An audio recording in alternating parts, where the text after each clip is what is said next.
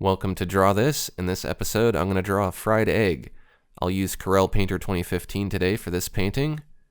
I've gone ahead and drawn a simple sketch for my egg, and I've also created a bunch of layers and groups for each of the overlapping objects. I'm going to go ahead and draw the yolk first using the oval shape tool. I'm going to make sure that there's no stroke and that there's a fill color. Doesn't really matter what color the fill color is. We'll go ahead and draw an oval, and that creates a shape. We'll move that shape down to the appropriate place in the layer order, and we'll rename it to yolk. Let's go ahead and reduce the opacity of the sketch layer, and then we'll use the move tool to go ahead and reposition the yolk if necessary to try to center it.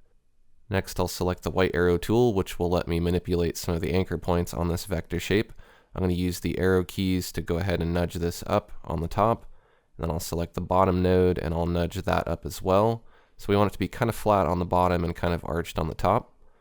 I'm going to move to the egg white layer, and I'm going to just fill that in with a nice bright color using the scratchboard tool.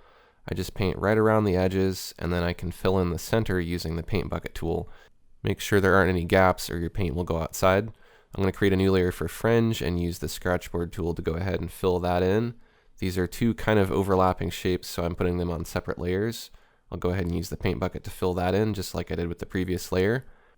Next, I'll select the graphic bristle ink brush and paint right along the edge of the egg white fringe, and that'll just make it look a little rough and frayed. These will be the areas where the egg is getting a little bit burned. I'll merge the ink layer with the fringe layer with Control E, and then I'll go to the burned edges layer and go ahead and fill that in. I'm going to choose kind of a dark purple color. It doesn't really matter what colors we use because we can go ahead and change these later, but I'm choosing nice bright colors so that I can see them really well on this white. I'll add a new layer for big bubbles that will overlap the yolk, and then I'm going to go ahead and go to the background layer and fill that with kind of a dark blue-gray color using the fill command. And then now I can go ahead and start filling in these layers with a more appropriate color. So I'm going to start with the egg white layer. I'm going to choose kind of a pale yellow color for the egg white. I'm going to turn on preserve transparency and then fill, and that way my paint will stay within that shape. And then I'll fill in the rest of the egg white as well with a more appropriate color. I'm going to shift the white a little bit towards blue this time. Next, I'm going to dim the sketch layer, and I'm going to convert the yolk layer to a default layer by right-clicking on it. Next, I'm going to go ahead and fill the yolk layer with kind of a yellow-orange color. And then I'll add a highlight to the yolk using the scratchboard tool. On the opposite side, I'll add a reflection. And then I'll add a little bit of highlight to each of these big bubbles. Along the edge of the egg that's facing the light, I'll add a little bit of greasiness with the scratchboard and a little bit of white. And then anywhere I overpaint, I'll just erase. Next, I'm going to add a little bit of a drop shadow on a layer that's set to multiply using the airbrush and a slightly darker blue-gray color. I'm going to add a background shadow layer to add a little bit of vignetting to the corners. I'll add a cast shadow to the egg yolk as well. And then between the egg white and the egg fringe, I'll add a little bit of shadow because the egg white is a little bit higher in elevation. Next, I'll go ahead and just hide the sketch because we don't need that anymore. And I'll go ahead and move the yolk a little bit if I need to try to center it better, which I think I do in this case. So I'm going to select the move tool and just go ahead and move that group. I'm going to return to the egg white layer and turn on preserve transparency, and then I'm going to use the airbrush to go ahead and start lightening the light side of this egg. Adding lighter and darker colors builds up the three-dimensional form. I'll add a little bit of highlight along the edge on the back side as well, so it looks kind of curved. I'll add some highlights to the bubbles where they face the light and the egg fringe. I'll select white and just brighten those highlights a little bit more so they look like they're glowing.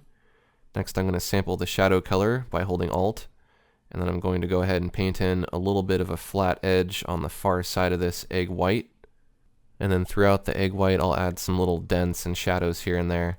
Next, I'll go ahead and go to the egg yolk, and I'll shade that. On the lighter side, I'll use a yellow, and I'll paint along the edge with that as well. And then on the far side, I'll add a little bit of reflection with that yellow. And then I'll select a darker red color to use on the far shadow side.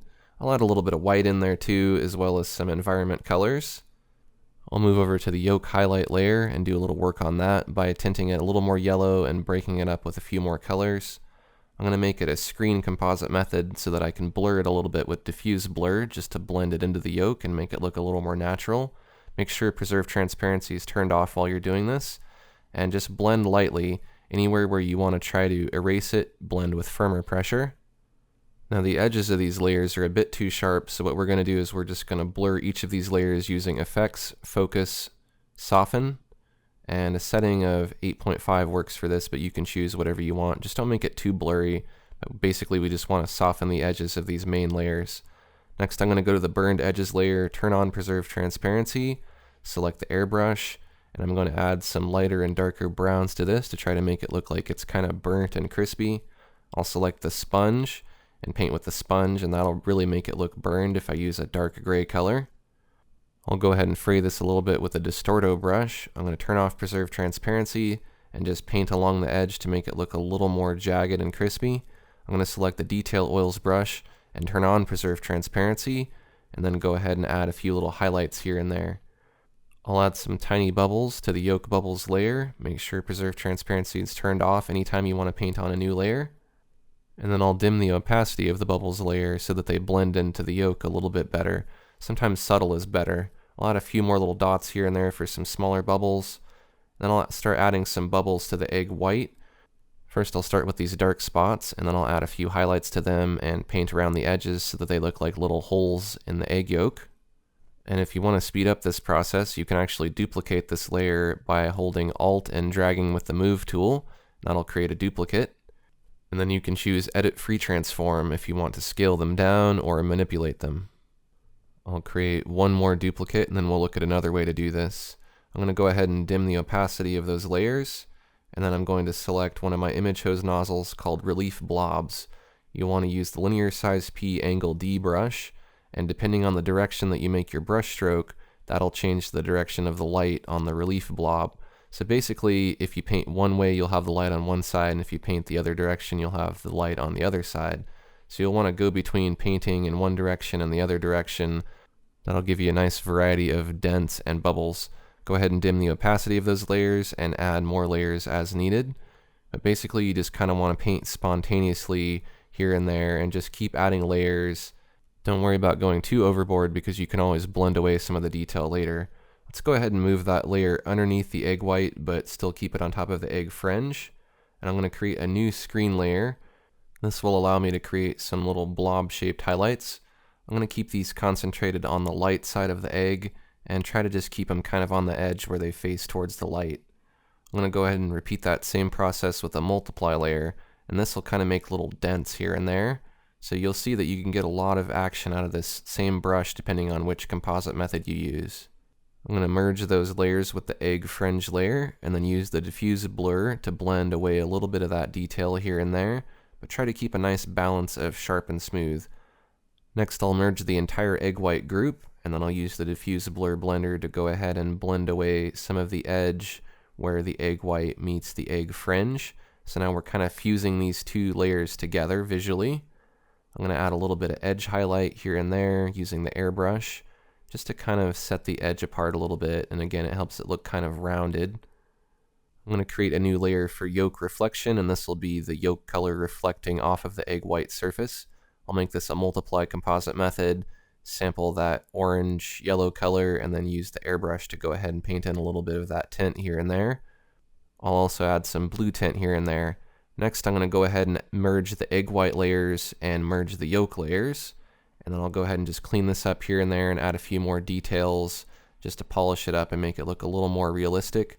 Basically, I'm just tinting and shading and blending, adding fine little details with smaller brushes. Once I have it looking most of the way done, I'm going to go ahead and save it as a PSD and bring it into Photoshop. That way I can add a little bit of blurring. I'm going to choose Blur Gallery Tilt Shift.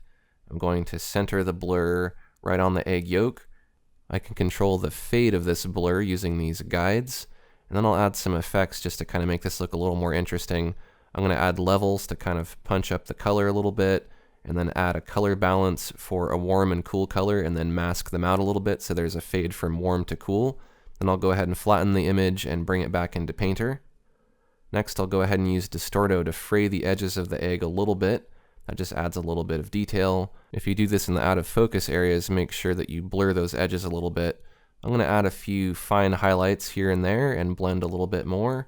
And then I'm going to add a layer for some texture. This will be a multiply composite method, and I'll use the sponge to go ahead and just paint in some pale yellow here and there on the egg surface. with a smaller sponge, and then I'll select a bigger sponge and tap a few times with a dark blue-gray. Just add a little bit of texture all over the whole thing and then dim the opacity a little bit. You can add a mask to that layer and paint with the airbrush with black to go ahead and mask away a little bit of that egg yolk texture. And we can add texture on some more layers here and there, but really you want this texture to be kind of subtle. You can also blend your texture using the diffuse blur blender, and you can blend with the contour of the yolk to make it look a little more curved and dim the opacity. It's really about being subtle but still being effective. We can drop all our layers and then flip the canvas horizontal to evaluate how it looks, and then we can flip it back. This is just a way to gauge how the piece is looking. I'll add a few more fine details to bring the piece together. I'll add a little more flavor to the colors in the piece by adding a couple of overlay layers with a gold and a purple color, and then I'll mask away some of it using the airbrush. And then we have a finished egg. If you enjoyed this episode of Draw This, take a quick second to like this video and share it with your friends, and don't forget to click the subscribe button if you want to see more videos like this. Thanks for watching, and I'll see you next Tuesday for another episode of Draw This.